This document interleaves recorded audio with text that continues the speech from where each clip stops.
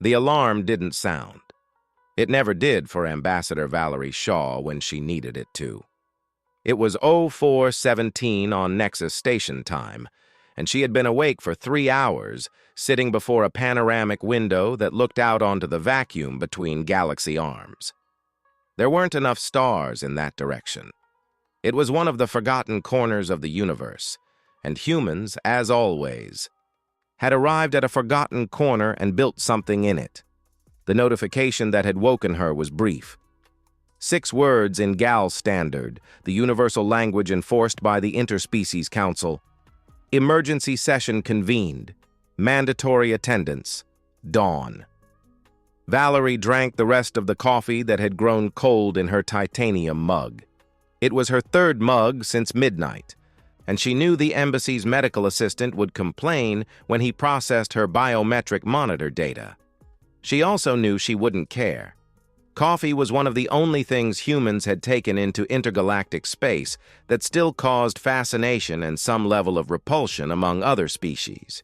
The Vethrani, who made up almost a third of the council, possessed silicon compound-based metabolisms and considered caffeine a moderate-class toxin. They had documented this in an official report delivered to the human delegation in the 3rd year of Earth's presence on the council, along with a note of concern about the long-term effects on human representatives' cognition. Valerie had filed the report in a folder she affectionately called Reasons Why I Am Incomprehensible to the Universe. She stood, adjusted her steel-gray diplomatic uniform with Earth's blue stripes, and walked to the embassy's main corridor. 2 assistants were already waiting with tablets and expressions of those who hadn't slept. "Miller," she said to the younger one, "I need the full briefing on the Vreth Confederacy for the last 90 days. The assistant, Mark Miller, 26, son of lunar miners and the fastest analyst Valerie had ever hired, blinked twice. "Will you want everything, or just fleet movements?" "Everything, and anything not in the official reports, too." He understood without needing further explanation. The council chamber was a place designed to impress. Commissioned 4 millennia ago by the ancient founders, whose species had gone extinct 2 millennia before Earth developed writing, it was shaped like a colossal spiral shell built around a stabilized plasma core that pulsed with golden light. Each seat was calibrated for the ergonomics of the species occupying it. The human seats were in the outermost ring, the greatest possible distance from the core, where the acoustics were slightly worse, and the lighting, as a result of the angle, was always a little dimmer. No one had explicitly said this was intentional. No one needed to. Valerie arrived early enough to observe the other representatives entering. The Vethrani glided in their pressure exoskeletons, translucent bodies reflecting the core's light. The Durek, the power that had convened the emergency session, marched in groups of 3, their calcified organic armor making a rhythmic rattling sound with each step like hail on a ship's hull. They were large. Valerie knew exactly how large: 2 meters and 40 centimeters on average, 480 kilograms of muscle mass and external bone, compound eyes that processed spectrahumans didn't even have names for. She was 1 meter and 68 centimeters tall. She weighed 62 kilograms. And she had drunk 3 cups of a substance that would kill a Vethrani on prolonged contact. The voice of the council, an elder Mael whose name she could never pronounce without a translator, opened the session with the usual 52-second protocol of sonic vibration that all species interpreted as a signal to begin. To humans, it sounded like a deep bass that resonated in the chest. Valerie liked that sound. It reminded her of a double bass. The Durek chief representative, who identified himself by the title Grand Master Vokath, advanced to the center of the chamber before the speaking protocol was formally opened. It was a subtle violation of the rules, a calculated provocation that said, "I don't need your permission to speak." Valerie's universal translator, a subcutaneous implant behind her left ear, technology Earth had acquired in its 12th year of council presence, converted the Duric language into English with a slight half-second delay. "Members of the Council," Vokath began, and his voice reached Valerie like filtered thunder. "The Vreth Confederacy today presents a proposition based on collective security and regional order." Valerie subtly opened her tablet. Miller had already sent a 12-point summary. Item 8 was underlined: fleet movement in the warp corridors near the Kepler 442 system, a system with 3 human colonies, 87,000 inhabitants. She didn't blink. Vokath continued. The proposition was simple in the Duric style of simplicity, which was never simple. Humanity had demonstrated an inability to responsibly manage its colonial territories. There had been incidents of unregulated mineral extraction in disputed zones. There had been unauthorized communications with uncatalogued species. There had been what he called a systemic pattern of youthful imprudence. Therefore, in the name of galactic stability, the Vreth Confederacy proposed the assumption of administrative control over the 7 human colonies in the Perseus Arm. Temporarily, of course, until humanity demonstrated sufficient maturity to manage its own affairs. He used the word tutelage. The chamber was silent for exactly 3 seconds. Then murmuring settled in 15 simultaneous languages. Valerie observed the faces around her. The Vethrani exchanged glances she had learned to read over 6 years of observation. That slight shrinking of facial membranes meant discomfort, but not opposition. The Mael, neutral as always, waited with the impassivity of those who have seen empires rise and fall. The representatives of the smaller worlds, those occupying the intermediate rings, seemed relieved, as if the Duric's attention being turned to humans meant it would, for now, be away from them. Vokath looked directly at her. The Duric's compound eyes didn't focus the same way human eyes did, but there was an undeniable direction in the gesture. "Does the representative of Earth wish to respond?" It was a procedural concession, an elegant trap. If she responded with emotion, it would confirm immaturity. If she didn't respond, silence would be interpreted as consent. Valerie stood. She didn't walk to the center. She stayed in her seat in the outer ring, where the acoustics were slightly worse, and spoke with a voice she had spent 12 years training to project in large spaces. "I register Grand Master Vokath's proposition without procedural objection," she said. "And I request that the Council note, for the historical record, that the Vreth Confederacy has just proposed the first non-consensual alteration of sovereignty since the Mael Treaty, 840 years ago." A different silence. Heavier. "I also ask that it be recorded in the minutes that the human delegation was present, was awake, and heard every word." She sat down. Vokath processed that for a moment. Then he smiled, or did the Duric equivalent of a smile, which involved a dilation of the mandibular plates that, in his species' body language, indicated satisfied condescension. "The human representative's bureaucratic caution is predictable," he said, "as are all the tactics of a species that takes 60 years to understand the rules of a game others have mastered for millennia." There was laughter. Valerie identified the sources: 2 Vethrani representatives from smaller delegations, a Duric assistant who wasn't authorized to laugh in open session but did anyway, and, surprisingly, one of the younger male representatives, who later seemed to be ashamed of himself. She made a note of all the names. When she left the chamber 4 hours later, after a vote that had approved the start of tutelage negotiations by 19 votes to 4, with 6 abstentions, Miller waited for her in the corridor with an expression she knew well. The expression of someone who wants to ask if everything is all right but knows the answer will be complicated. "Kepler 442 transmission," he said. "The Duric fleet entered the system's warp corridor at 11:03. How long until they arrive?" 4 days. Maybe 3.5. Valerie walked toward the embassy without changing her pace. "Mark," she said, Do you know what the biggest mistake of any military power is throughout all of human history? He thought for a second. Underestimating the enemy? More specific than that. She stopped at the elevator door and looked at him, confusing silence with inactivity. The elevator closed. She was alone. She took her tablet from her pocket and opened an encrypted channel that wasn't in the embassy's official protocols. The message she typed was short and went to a recipient identified only by numerical coordinates corresponding to a point in the solar system's asteroid belt, 182 degrees from the ecliptic, at a distance any astronomer would catalog as empty. The message read, "Second phase initiated. Parameters confirmed. Begin alio sequence."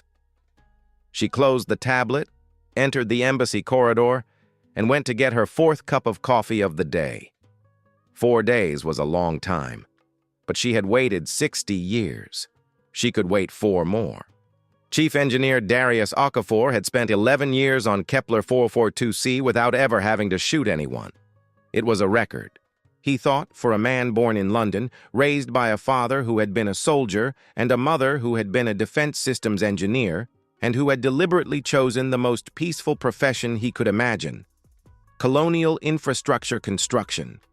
Underground water networks, geothermal generators, bridges over rust-colored rivers on planets that had never had bridges before. Kepler 442c was an arid world with an atmosphere thin enough to require outdoor oxygen filters, immeasurable mineral deposits in the northern hemisphere's rock formations, and a population of 82,000 humans who had arrived as pioneers and stayed as permanent colonists. They cultivated modified wheat in polycarbonate greenhouses, mined lithium and rare earths in 12-hour shifts, and most nights they sat outside their modular dwellings to look at the sky because Kepler 442c's sky was extraordinary. 3 moons. One of them large enough that when at its zenith, you could see the reliefs of its craters with the naked eye. Darius liked this planet. It had the kind of silence London never did. The alert he received on the morning of the first day after the council vote didn't come through the colonial administration's official channels. It came through the emergency communication system he had personally installed 4 years ago, following technical specifications that had been sent to him with an encryption key and an instruction. Keep this operational and don't ask about the rest until you receive a second message. The second message had arrived the previous dawn. Darius read it 3 times. Then he walked to his office window and looked at the rock formation the colonists called Dragon's Spine, a basalt chain that cut across the northern horizon like a row of black teeth. It had been there for 4 years. He had personally approved the routine geological reports on that formation. He was beginning to understand that the reports hadn't been complete. He called his on-duty team, 5 people, all engineers, all with over 6 years on the colony. They were the kind of professionals Earth sent to difficult places, competent, adaptable, and with a significantly higher surprise threshold than average. "I'm going to need you to trust me for the next 72 hours, he said, "and to temporarily forget questions about protocol." Engineer Yuki Tanaka, who had previously worked on Mars and whom Darius considered the calmest person he had ever met, simply raised an eyebrow. "That's pretty much what you said when you installed the alternate reservoir system without us authorizing it through City Hall," she said. "And it worked back then." "Back then it was water," he said. "Now it's a little more complicated." Complicated was a word Darius had learned to use instead of more precise words when he wanted people to stay in the room. The technical specifications that came with the second message were impressive in the way truly complex things are impressive. Not with exuberance, but with the silent density of something that had taken many years and many minds to reach that state. He spent 3 hours reading before realizing he had only understood the superficial structure, and that the superficial structure was already enough to make his heart race. The Alio Defense Network, as the document called it, was not new. Parts of it had been put in place 43 years ago, even before he was born. The components buried in Kepler 442c's northern hemisphere rock formations were part of a node in a distributed network that extended through all human colonial systems, and beyond, to the solar system's outer belt, where Darius imagined even larger things awaited. They weren't weapons, exactly. They were more like anchors. The physics behind them, as he managed to understand, involved the manipulation of gravitational fields at specific frequencies that interacted with the warp drives of any ship using the standard Alcubierre contraction technology that every known galactic civilization used. The field created by the network's nodes didn't destroy the warp drive. It simply made it impossible for it to find the vacuum reference state necessary to initiate contraction. It was like trying to light a match underwater. The mechanism existed. There simply weren't conditions for it to work. It took him another 2 hours to understand the most elegant part. The fields needed a coordinated activation pattern that could only be generated by multiple nodes acting in sync. A single node was undetectable and harmless. The entire network, activated, created a volume of space within which no ship could warp out, and the volume covered exactly the arrival space of the warp corridor the Durek fleet would use to enter the system. Darius stared at the schematics for a long moment. Darius. It was Tanaka's voice behind him. You're breathing strangely. I'm processing, he said. What exactly? He turned and looked at his team. 5 faces. Colonial engineers who had come here to build things, not to defend anything, who had signed 7-year contracts with Earth's colonial administration and who were, at this moment, technically outside the limits of their contractual duties. I'm going to explain the whole situation, he said, and then I want each of you to voluntarily tell me if you want to remain involved, or, if you prefer, I record that you had no part in this. Engineer Amara Diallo, who never said anything unnecessary, spoke first. Are you telling me there's something buried in Dragon's spine that can prevent a war fleet from entering warp? Yes. And that we need to activate it? Yes. She was silent for 2 seconds. Then why are we still standing here? They went to work. The activation process required physical access to each node's interfaces, which were buried between 3 and 15 meters of basalt. The maps accompanying the specifications were precise, and Darius suspected there had been people like him on Kepler 442c before, years ago, who had been part of the installation process and who had kept the secret with the same efficiency with which everything in the network seemed to have been kept secret. They worked with precision drills normally used for geological analysis. The first node was found exactly where the maps indicated, 6 meters and 40 centimeters deep, encased in a metallic alloy Darius didn't recognize, and which the portable analyzer simply registered as material of unknown composition. The activation interface was strangely simple, a panel with standard optical connections and a biometric authentication system. Why human biometric? Asked engineer Chen Wei as Darius placed his palm on the panel. Because only humans can activate it, Darius said. Built-in security. The panel accepted his reading. A discrete green light appeared inside the rock cavity. No sound, no vibration, just a green light that remained on as they moved to the next node. On the second day, the colony's long-range sensors detected the Durek fleet emerging from warp 15 astronomical units from the planet. Deliberate approach pattern. No communication. The language of a power that doesn't feel it needs to explain its intentions. 22 ships. The sensors identified the class of each. 14 medium-sized destroyers, 6 combat cruisers, 2 troop carriers. Sufficient armament to reduce Kepler 442c's colonial installations to methodical ruins in approximately 4 hours. The colonial administrator, a woman named Priya Sharma, who had managed the planet with competence and patience for 8 years, found Darius at the 23rd activation node and watched him with the expression of someone trying to decide between panicking and trusting.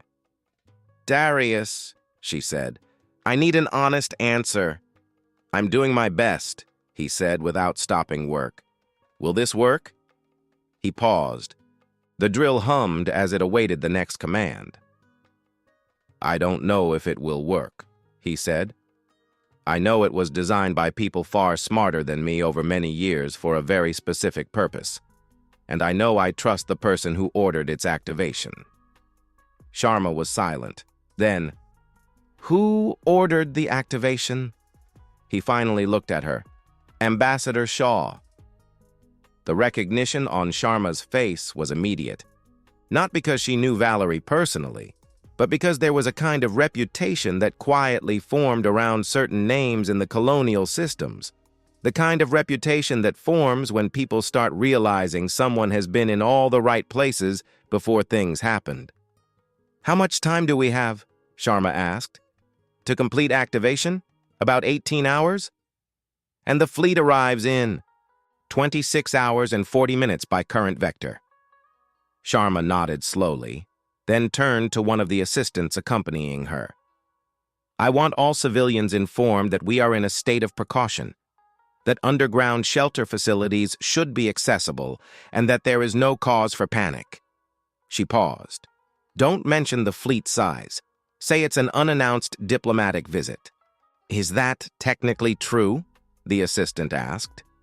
"Everything is technically true if you choose your words carefully," she said. "I learned that in 20 years of public administration." She turned back to Darius. "Anything else I need to know?" He thought for a second. "After the 30-second node is activated, there's a synchronization protocol that needs to be initiated from the administration's communications room. I'll send the specifications to Tanaka." "Understood." Sharma started to walk away.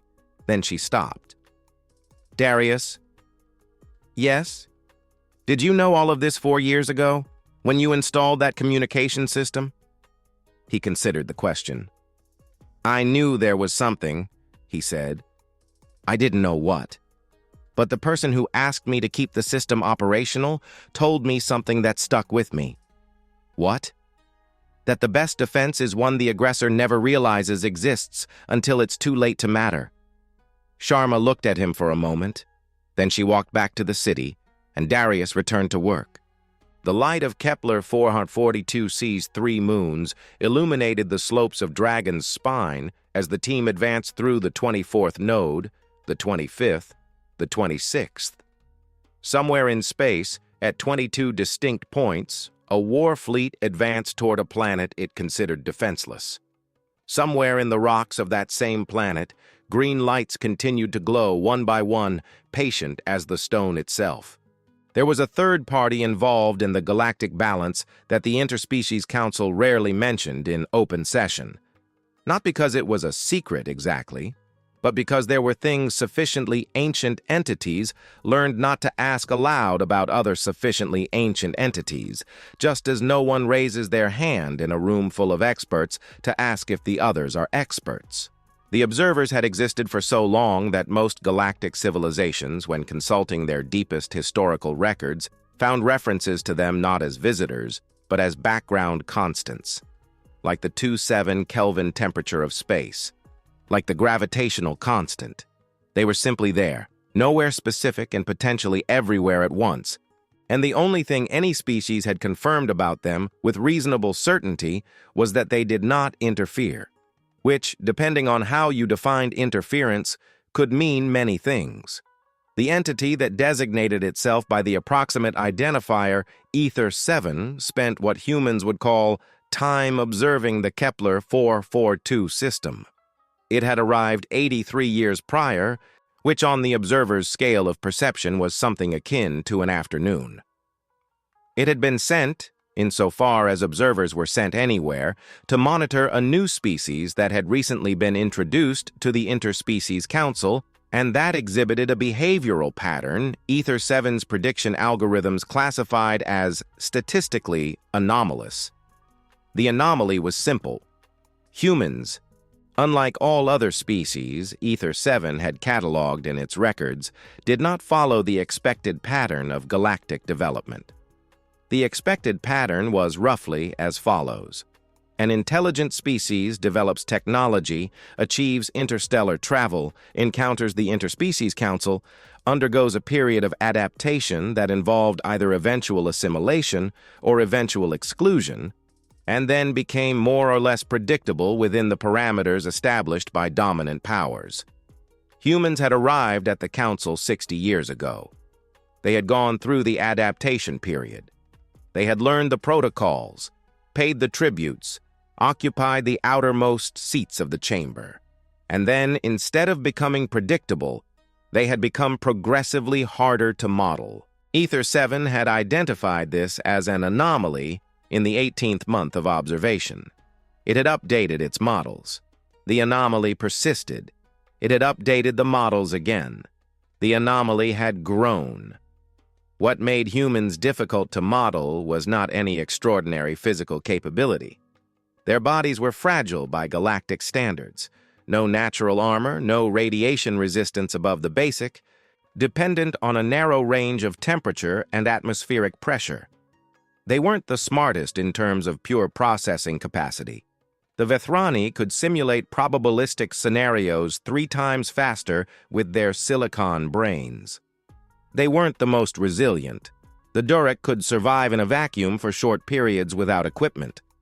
What humans did, and what Ether 7 had taken 42 years to categorize correctly, was optimize within constraints in a non-linear fashion.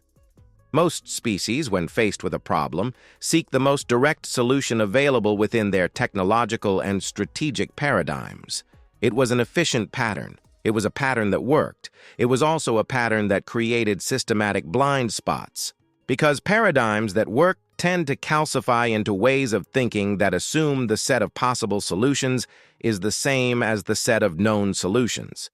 Humans didn't do that. Or rather, they did, like every species, but they had developed throughout their history an extraordinarily high tolerance for solutions that violated existing paradigms, especially when they were at a disadvantage. Ether 7 had cataloged the phenomenon in 5,342 documented historical examples of the species before its arrival at the Council. Battles lost by winning forces. Revolutionary technologies invented by individuals without resources. Physical problems circumvented by solutions that depended on an understanding of physics that other species would only catalog decades later. They called this, in several of their historical languages, by words their translators approximated as jury-rig, improvisation, MacGyver, and Hail Mary. These were words with specific cultural connotations that Ether 7's algorithms had taken years to calibrate because they carried a peculiar semantic ambiguity, simultaneously describing low-status improvised solutions and high-value saving solutions. It was a linguistic paradox that, Ether 7 had concluded, reflected a cognitive truth about the species. Humans had developed a relationship with improvisation that was simultaneously humble and audacious, and this relationship gave them access to a solution space that most other species simply didn't explore because they prematurely discarded them as implausible. The Alio network was the most sophisticated example Ether 7 had observed so far. It wasn't the technology itself that was extraordinary. The underlying physical principles were known. Vethrani and Durek possessed the theoretical understanding necessary to develop something similar. What was extraordinary was the context in which it had been developed. In secret, over 60 years, by a species that had arrived at the Council as a lower status member and had chosen not to use any of its resources to directly improve that status. Instead, they had waited. Ether 7 had simulated the scenario 47, 830 times with variable parameters. In 41, 203 of the simulations, the species arriving at the Council in the human position would try to accelerate its status growth through premature displays of force, alliances of convenience, or accumulation of visible resources. In 514 of the simulations, the species simply submitted to the established system and disappeared as an independent actor over a few generations. In none of the 47, 830 simulations had the species done what humans had done. This, more than anything, was what Ether 7 had been designated to observe. Now, poised in the vacuum between Kepler 442's outer satellite orbits, invisible to all sensors the Durac ships carried, Ether 7 processed the real-time data as the 22-ship fleet continued its approach. Internally, in the observer's language that had no equivalent in any known tongue, Ether 7 generated the equivalent of a field note. Day 30, 287 of observation. Species S3891, common designation humans, initiated active response phase to containment scenario. Distributed network activation confirmed at 87% of nodes, behavior consistent with deliberate long-term strategy hypothesis. Awaiting execution confirmation for classification update. There was a classification no species in the Interspecies Council knew existed. It was internal to the observer's system and rarely used, because most species never reached the point of triggering it. It was called, in approximate translation, irreversible variance agent, an entity whose actions altered the possibility space for all other entities around it in a way that could not be undone. Humans had been close to that classification for 40 years. Ether 7 suspected the next 4 days would definitively decide the matter. Meanwhile, 3 astronomical units away, Admiral Gareth Thompson of Earth's Colonial Navy was sitting on the bridge of the UNET Pacifica and drinking coffee.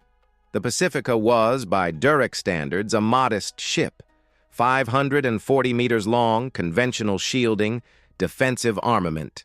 It was Earth's only ship in the Kepler 442 system, and it had been in standard monitoring orbit when the Durac fleet had emerged from warp 4 hours ago. The sensor officer had presented the report with the expression of someone expecting a response he dreaded. 22 ships, combat class, direct vector to the colony. Thompson had listened, taken a sip of coffee, and said, "Continue monitoring. Maintain safe distance. Do not initiate communication." The sensor officer had hesitated. "Admiral, with all due respect, they outmatch our firepower by a ratio of approximately 46 to 1. "I know," Thompson said. "Shouldn't we retreat or request reinforcements?" Thompson placed his mug on the table. There was a pattern young Colonial Navy officers followed when confronted with overwhelming numerical superiority. Panic in an orderly fashion, and then seek the most direct available solution, which was usually retreat or suicidal attack. It was the taught pattern, because in 94% of historical human combat scenarios, it was the right response. This was the other 6%. "Lieutenant," Thompson said, "have you ever fished?" The question was met with confused silence. "Fishing," Thompson repeated. "Line, hook, bait. You cast it into the water and wait." No, sir. The most important part of fishing isn't the fisherman's strength, it's knowing where to cast your line." He picked up his mug again. "We are exactly where we need to be. Continue monitoring." The bridge fell silent. The communications officer coughed discreetly. "We've received a coded message from the colony's chief engineer, Admiral. Plain text, 29th and 30th nodes confirmed, 2 remaining, ETA 4 hours. Thompson nodded without looking up. "Acknowledge receipt, and inform the chief engineer that he is doing an excellent job." Ether 7, observing from its privileged position in the vacuum, processed the human admiral's behavior and updated its models again. Then it generated a second brief note. "Human behavior pattern in disadvantageous situation confirmed. Calm in the face of overwhelming numerical superiority is not a result of underestimating the threat. It is a result of asymmetric information. They know something the adversary does not." And then, because the observers had rules, but rules had interpretations, Ether 7 did nothing. It just observed, and waited to see what a species that had waited 60 years could do in 4 days. Grandmaster Vokath had led 37 containment campaigns throughout his career. It was a number he considered with moderate satisfaction. It wasn't the highest among the Vreth Confederacy's admirals, but it was respectable, and each of the 37 had followed the pattern that made Durek campaigns efficient. Overwhelming presence, minimal communication, swift resolution. When you arrived with sufficient force, the outcome was predetermined, and the only variable was how long the other side took to accept the inevitable. Humans, according to all Confederacy intelligence reports, were exceptionally slow to accept the inevitable. It was a documented weakness. It made campaigns against them longer, but not more difficult. Vokath was on the command deck of the flagship Stormfang when the sensor operator reported they were 6 hours from Kepler 442c's orbit. Colony status? No detectable defensive movement. Grandmaster. No change in the position of the sole human ship in the system. Internal colony communications follow routine pattern. Routine pattern as in normal civilian operations, or routine pattern as in a deliberate effort to appear normal. The operator processed for a moment. It was a distinction that required more refined analysis than simple frequency reading. The distinction is difficult to determine without internal access, Grandmaster. Vokath considered. In his experience, when a target's communications seemed excessively normal during a fleet approach, there were two explanations. Either the target hadn't noticed the approach, which was unlikely given the range of any competent sensor system, or the target was deliberately projecting normality, which indicated there was something it didn't want to reveal. In 37 campaigns, he had encountered both situations. The second was more common than people expected. Species at a disadvantage rarely revealed their resources until the last possible moment, hoping that unpredictability would create an opening. It was an understandable instinct. It rarely worked. "Continue the approach," he said. "Reduced speed. I want a surface analysis of the planet before entering orbit." In the council chamber, 62 light-years away, Ambassador Valerie Shaw was sitting in her outer ring seat, watching an ordinary resource allocation session, when her communication implant vibrated on the frequency reserved for priority messages from Kepler 442. She didn't change her expression. She didn't move. She continued listening to the Vethrani representative discuss mining quotas in the Glisa Belt, with the apparent attention of someone who found the subject reasonably interesting. The message was from Okafor. 4 words. 32nd node confirmed. Valerie did the math internally. 32 out of 32. The network was complete. 2 days and 8 hours before the fleet arrived. She had planned for 4 days. Okafor had delivered in 2. She briefly considered the possibility of feeling surprised and decided it wasn't the case. Okafor was the kind of engineer who produced results as a natural consequence of existing. She typed a 6-word reply on the discrete panel next to her seat. Initiate synchronization. Await my signal. Then she returned her attention to the debate on mining quotas. The Alio network synchronization would take approximately 40 hours once initiated. The containment field would automatically become active when synchronization reached 100%, but could be manually activated at any point above 85% coverage. Valerie had decided to wait for full coverage. There was no rush. And in situations where one had waited 60 years, there was something psychologically important about not rushing the final moments. Mark Miller appeared beside her during the session break, as he always did, with a tablet and an expression calibrated to reveal only as much as she needed to see. "Situation on the Stormfang," he said in a low voice. "Current speed? They've reduced to 70% of their approach pattern. They're performing a surface analysis. Vokath is being cautious. So it seems. Good." She took the tablet and looked at the data. "It means he's smarter than most admirals I've encountered. It will make the moment more satisfying." Miller hesitated. It was one of his tells that there was something he wanted to say, but was weighing whether he should. "Speak," she said. "The male representatives requested a private meeting. This afternoon." Valerie raised an eyebrow infinitesimally. The male were the oldest species still active on the council. They had a recorded presence in 62,000 years of historical records and were, by temperament and philosophy, neutral observers by default. When the male requested a private meeting, it was because something had changed in their assessment of a situation significantly enough to warrant breaking their pattern of neutrality. "Accept," she said. The meeting took place in a secondary chamber, the mile reserved for conversations that shouldn't appear in the council's main records. It was a small room, with walls made of a translucent, sound-absorbing material, and two mile representatives Valerie had only encountered before in formal contexts. The elder was named Areth. He had the characteristic mile physiology. Tall, almost translucent, slow movements with a precision that suggested each gesture was calculated several seconds before execution.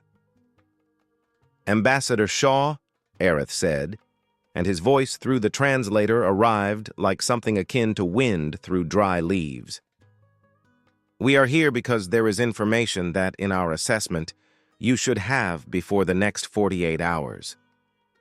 "I appreciate the consideration," Valerie said. "There are others who monitor what happens on Kepler 442. She looked at him. "Others besides the Vreth Confederacy? Beyond any entity you know by name." Valerie was quiet for a moment. She had learned to recognize when a conversation required active listening instead of immediate response. "The observers," she said. It wasn't a question. It was an inference based on decades of documented indirect references in galactic historical texts that the embassy's research team had compiled over years. Areth inclined his head slightly. The gesture was equivalent, she had learned, to confirmation. "Are they present in the system?" "They have been present for 83 years, Areth said. "That is all we can say with certainty. What do they want?" "The observers do not want in the sense your species comprehends. They observe." Areth paused. "But there are protocols that trigger under certain circumstances. One of them is when a species demonstrates what they classify as irreversible variance. When this occurs, they document and transmit it to the observer's central record. And what happens when a species is classified that way? That species' status in galactic space changes in a way that no council has the power to reverse." Areth paused. "It is a distinction that does not exist in conventional galactic politics. It is more fundamental than politics." Valerie let the implications settle. "Why are you telling me this?" Areth was silent for 3 seconds. For a male, it was a significant silence. "Because we have observed the human species for 60 years, he finally said, "and the conclusion we have reached in internal deliberation is that there are characteristics in the way your species thinks and acts that were not present in the predictions we made when you arrived at the council." "What characteristics?" "The ability to hold an advantage without using it." He paused. "In 60,000 years of record, we have seen powerful species, intelligent species, resilient species.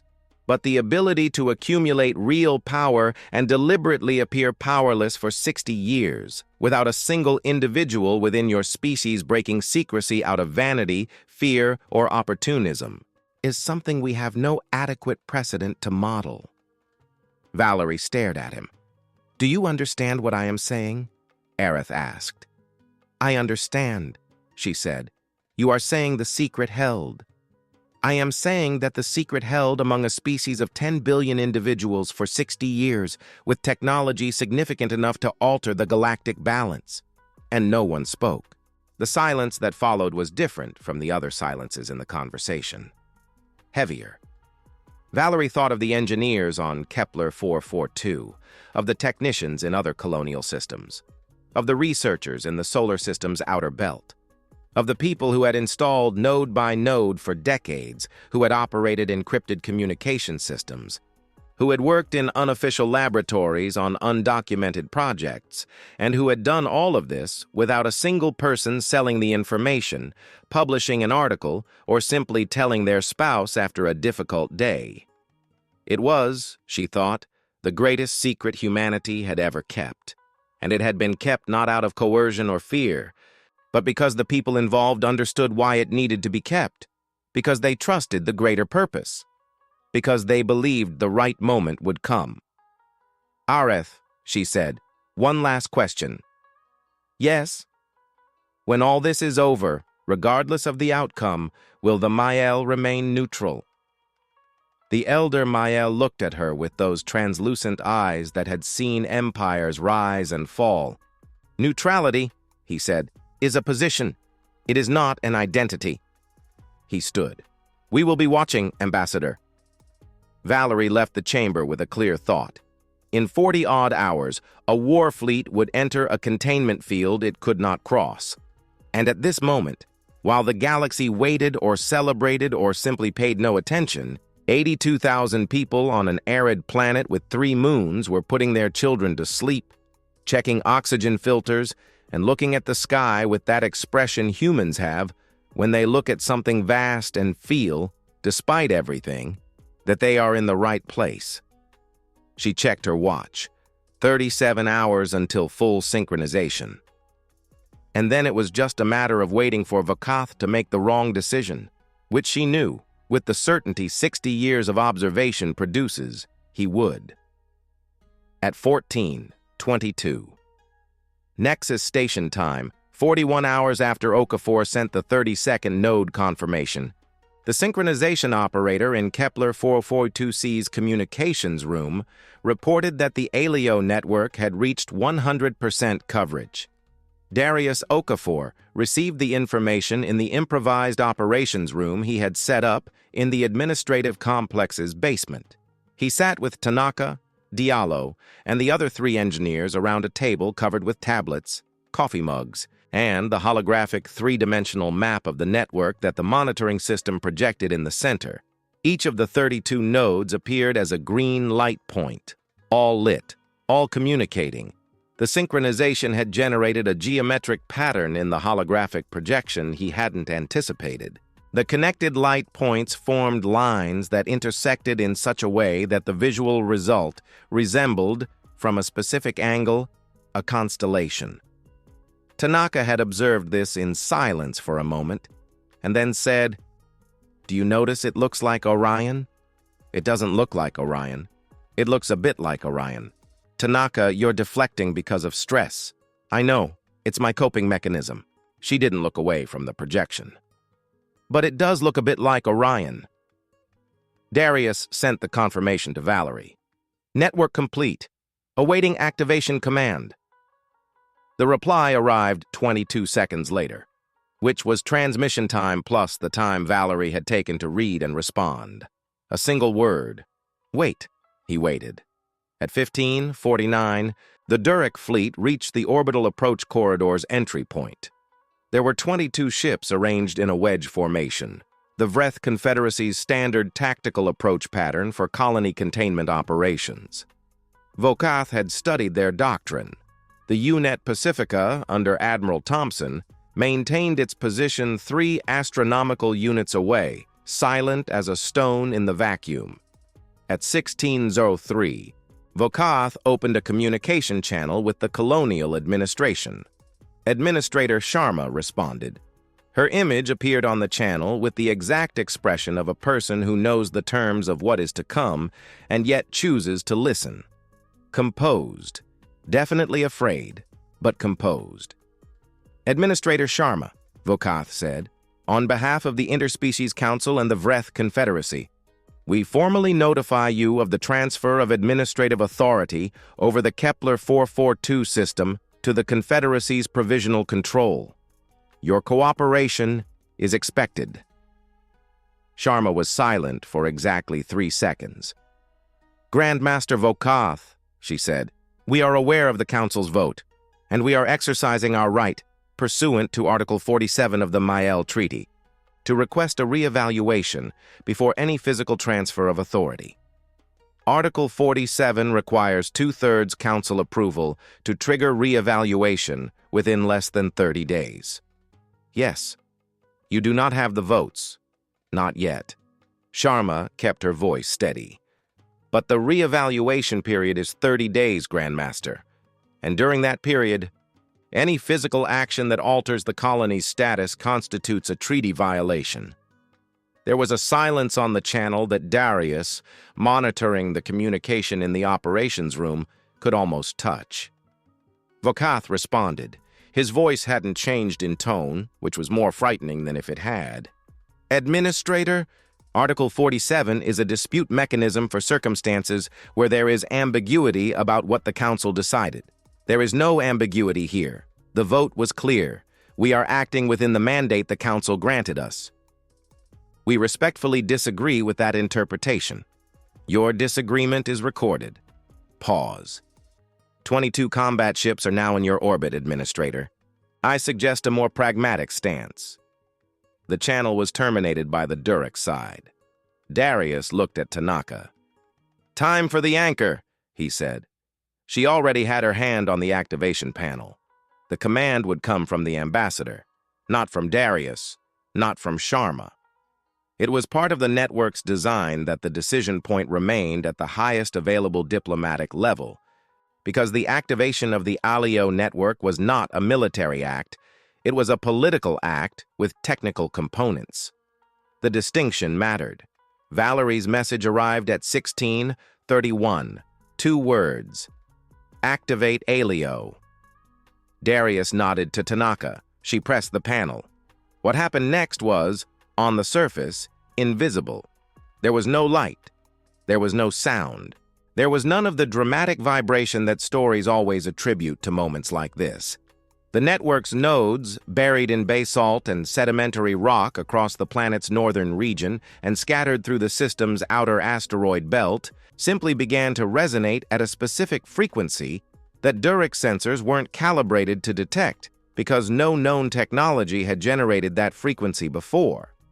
The field formed in 72 seconds, an invisible geometry in space that covered the complete volume of the orbital entry corridor, extended through the fleet's maneuvering region, and created a barrier that no instrument could see and no warp drive could cross.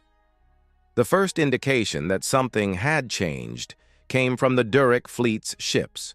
The Stormfang's sensor operator informed Grandmaster Vokath that there was an anomaly in the gravitational field readings around the fleet.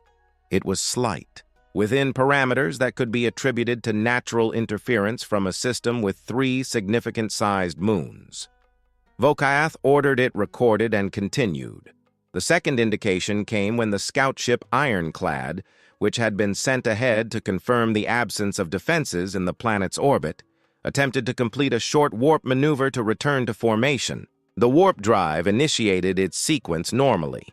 The control interface confirmed all parameters within operational limits. The Alcubierre contraction was calculated precisely, and then it simply didn't happen. The drive didn't fail. The drive functioned perfectly. There simply was no reference vacuum state available for the drive to anchor the contraction. It was like trying to push against a surface that was where no surface existed. The Ironclad's commander tried 3 times, generated a technical report that was, essentially, the documentation of something the physics he knew said was impossible, and transmitted the report to the Stormfang with a note that, translated from Durak, read approximately, "I cannot explain this." Vokath read the report. Then he read it again. He ordered 2 other ships to attempt short warp maneuvers at different positions within the formation. The results were identical. Drives functioning, normal parameters, complete absence of effect. He stood on the command deck for a long moment. In 37 campaigns, he had encountered physical resistance, political resistance, last-minute negotiation attempts, diversionary maneuvers, and once, memorably, a colony that had tried to bribe the entire flagship crew with offers of rare metals.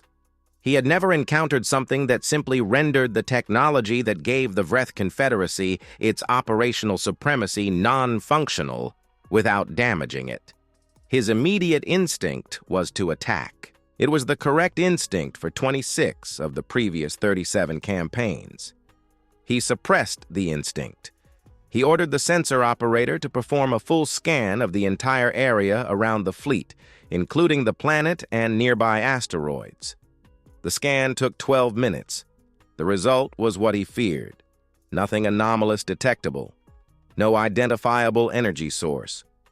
No visible structures in the asteroids. The planet appeared, by all instruments, to be a standard mining colonial world with civilian infrastructure. "Open a channel to the human ship," he said. The channel was established. Admiral Thompson's image appeared. He was holding a mug. "Admiral Thompson," Vokath said, and there was something different in his voice that Darius, listening to the channel in the operations room, immediately identified. It was the difference between the voice of a commander who is certain of the outcome and the voice of a commander who is evaluating new information. "Can you explain the anomaly in the gravitational fields of this region?" Thompson took a sip, put down his mug, considered the question with the expression of someone being asked about the weather forecast. "I can offer an explanation," he said. "I am waiting." "Your fleet is contained," Thompson said, "by a containment field generated by technology your sensors cannot detect because it was specifically designed to operate outside the detection parameters of known technologies. Your warp drives are functional. The field will not damage any of your ships, but you will not be able to warp out until the field is deactivated." Silence on the channel. "Who has the authority to deactivate it?" Vokath asked. "Ambassador Valerie Shaw, of the human delegation to the Interspecies Council." More silence. "And in exchange for deactivation." Thompson placed his mug on the table with a light, definitive sound. "That," he said, "is a conversation for her to have with you. I am merely the person watching." In Kepler 442c's operations room, Darius Okafor leaned back in his chair and closed his eyes for a moment. Sometime in the next few minutes or hours, Valerie Shaw would make the most important diplomatic call in human history. But the technical part was done. 32 green light points, a constellation that perhaps looked a bit like Orion, and 22 warships that, for the first time in their histories, had absolutely nowhere to go. Valerie Shaw opened the galactic transmission channel at 17:04 Nexus Station time. It was not a private diplomatic channel. It was the Interspecies Council's primary open channel. The transmission frequency that reached all embassies, all registered ships, all listening posts, in all inhabited systems of known space simultaneously. It was the channel they used for declarations of war, for historical treaties, for announcements of species extinction. It was the frequency most delegations reserved for the most serious moments in galactic history. Valerie had asked the embassy's communications technician to open it without prior ceremony, without protocol announcement, without the 52 seconds of opening sonic vibration. She simply opened the channel and began to speak. "Members of the Interspecies Council and citizens of known space, I am Valerie Shaw, Ambassador of Earth. I am now broadcasting from Nexus Station, and I request attention for what follows." She had written the speech 8 times over 40 years. The final version had been written the night before, at 3 in the morning, with her 5th cup of coffee of the day. It was the shortest of the 8 versions. She had learned over time that the most important things rarely needed many words. 60 years ago, humanity arrived at the Council as a young species, without consolidated alliances, without a weighty voice in the decision chambers, and with a reputation for naivety that we made no effort to correct. We occupied the outermost seats. We paid the established tributes. We complied with protocols, even those we considered unfair. And while doing all of this, we studied. She paused. We studied the conflicts that destroyed civilizations. We studied the treaties that created lasting peace and those that created temporary peace with guaranteed war to follow. We studied how rising powers were contained before reaching maturity and how this pattern repeated itself enough to be considered a constant of galactic politics. In the council chamber, which had entered an emergency session 30 minutes earlier with news of the Durek fleet's paralysis, the representatives listened in silence. The Vethrani with their facial membranes completely still. The Mael with the ancient impassivity Valerie was learning to read as intense attention. The representatives of the smaller worlds with the expressions of those watching something they don't know if they want to see to the end. And the Durek seat, where Vokath's secondary delegate was sitting because Vokath himself was 62 light-years away, trapped in a containment field his species had not conceived could exist. 4 days ago, the Council voted for the restriction of human colonial rights under direct pressure and influence from the Vreth Confederacy. The human delegation did not protest, did not threaten, did not reveal any capability that could change the outcome of the vote. She looked directly into the camera. We did this because we needed the Vreth Confederacy to clearly show its intentions before we showed ours. And they did. They sent 22 warships to a colonial system with 82,000 civilians. This is not regional security administration. This is a demonstration of force against an unarmed civilian population. In space, 62 light-years away, Grand Master Vokath was watching the broadcast on the Stormfang's command deck. His ships remained motionless. The silent drones that had emerged from the surrounding asteroids continued in surveillance orbit, with no visible weapons, no explicit threats, just present, patient, like everything humans did when they decided to do something. I am now transmitting images of human defensive installations distributed throughout known space. The image channel opened. These were images captured by the network's own monitoring systems, which recorded the coordinates and design of each installation with documentary precision. It wasn't the entire system. It was enough for any competent analyst to extrapolate the full scale. In 17 colonial systems, installations similar to those on Kepler 442. In the solar system's outer belt, structures on a larger scale than Durek monitoring teams had ever detected in 40 years of surveillance. And for those who understood the images with sufficient technical knowledge, the clear indication that the network was not just defensive, at full scale, it covered enough strategic warp corridors to create a zone of enforced neutrality within a significant radius of human space. It wasn't a shield. It was a redefinition of what human space meant. The council erupted. Valerie waited 30 seconds before continuing. It was enough time for panic to set in and the loudest voices to exhaust themselves. Then she spoke again, and the calm authority of her voice reduced the noise by conditioned reflex. When someone speaks with that certainty, attention follows. Humanity has no intention of military expansion. We never have. This network exists to ensure that no power, for any reason, forces our submission through conventional force superiority. It is a technology of denial, not of conquest. She looked at the point in the chamber where she knew the transmission would reach the Durek delegate in the chamber. I offer Grandmaster Vokath and the Vreth Confederacy an honorable way out. Withdraw the tutelage proposal. Vote for the restoration of human colonial rights in this chamber. Sign a non-aggression treaty with equitable terms. And when that is done, the Confederacy fleet in Kepler 442 will be peacefully released, with no additional conditions, no reparations, no public declaration of defeat. Pause. The alternative is simple. The fleet remains contained while the Council deliberates, and galactic space observes how long a military power is willing to leave its best ships and its most experienced commander immobilized by technology it cannot understand. She closed the transmission channel.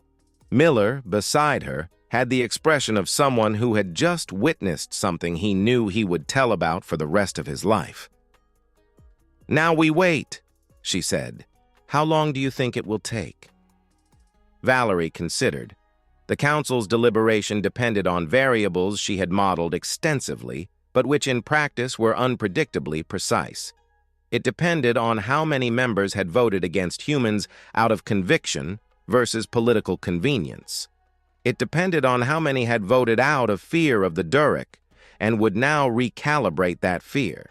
It depended on which faction within the Vreth Confederacy was, at this moment, evaluating whether Vokath should be sacrificed as a scapegoat.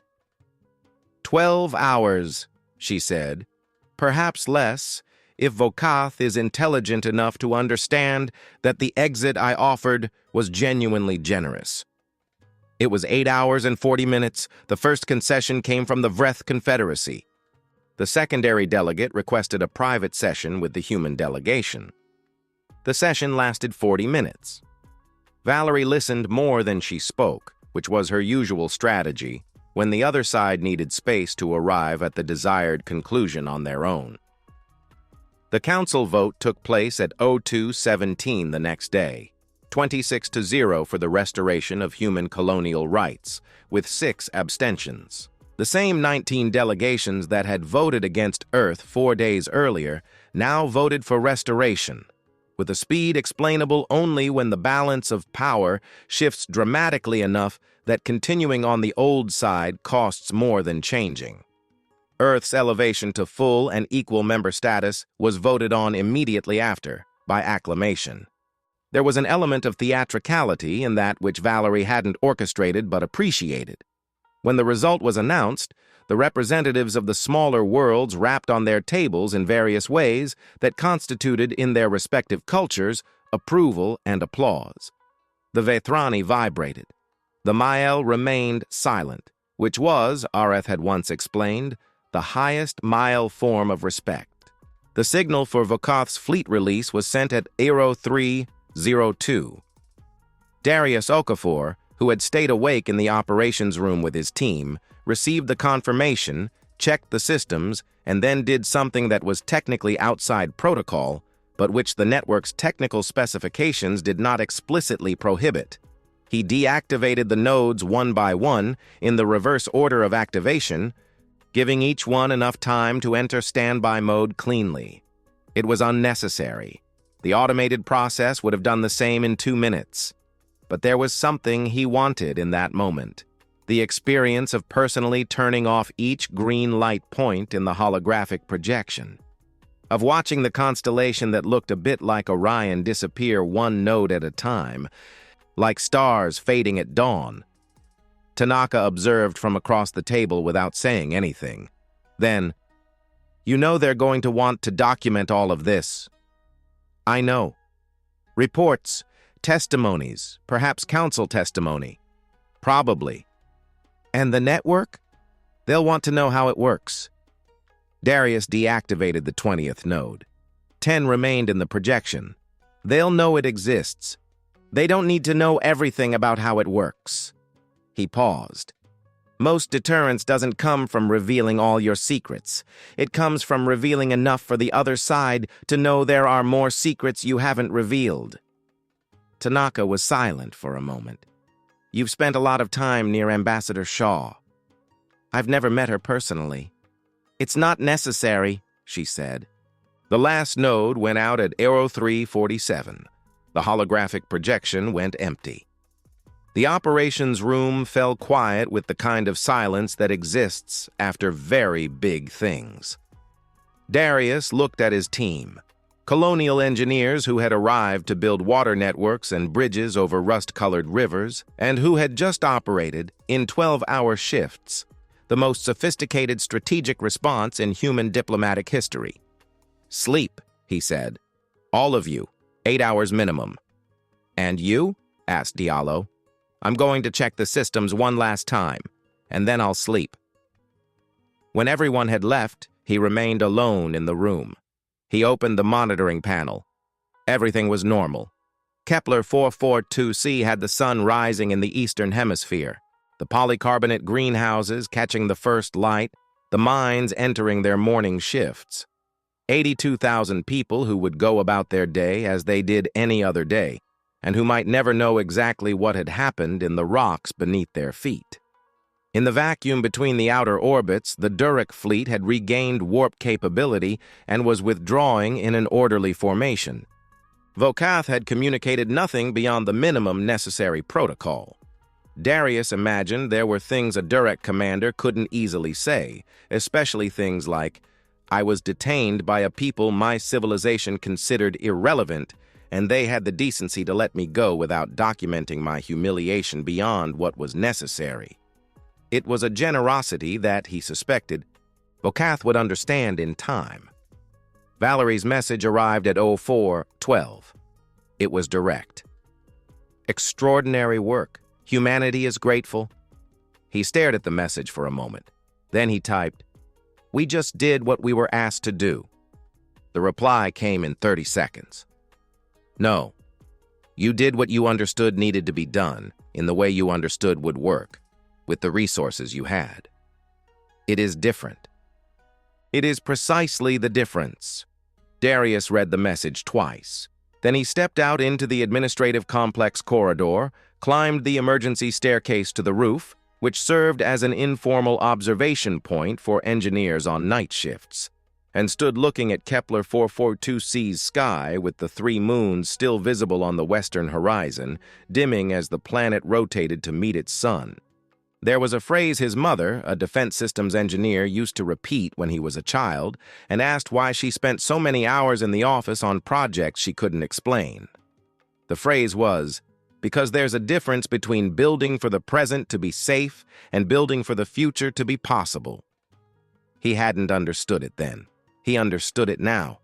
Somewhere, 62 light-years away, an ambassador was having her 6th cup of coffee of the day and signing a non-aggression treaty with the same fingers that had, 48 hours earlier, sent the 2 words that had shifted the balance of power in a galaxy.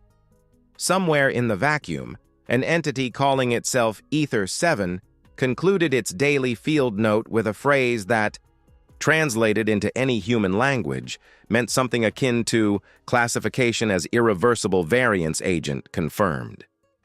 Species S3891 requires update of all galactic prediction models. Update initiated, and on Kepler 442c, an engineer named Darius Okafor stood on the roof of an administrative complex until the sun of his adopted planet painted the horizon with the specific colors arid planets produce when light passes through thin atmospheres. Not the dramatic red of Mars, not the opulent gold of Earth, but a pale pink with amber edges that he had learned to consider beautiful in the way only things that take time to be known become beautiful. Then he went downstairs, went to his room, and slept. The galaxy continued to spin around its 100 billion suns. And in 60 years, if anyone asked when humanity had in fact arrived, the answer would be the same as for any good construction. It didn't arrive in a moment. It was built, node by node, patience upon patience, over such a long time that when it was finally ready, it seemed it had always been there. Like the temperature of space, like the gravitational constant, like something that simply is. End of story. If the tenacity of the human crew inspired you, subscribe to the channel for more chronicles from the galactic frontier. The galaxy is vast, the mysteries are endless, and humanity has just proven that space still has much to learn about the most patient and stubborn species that ever looked up at the stars and decided to go to them.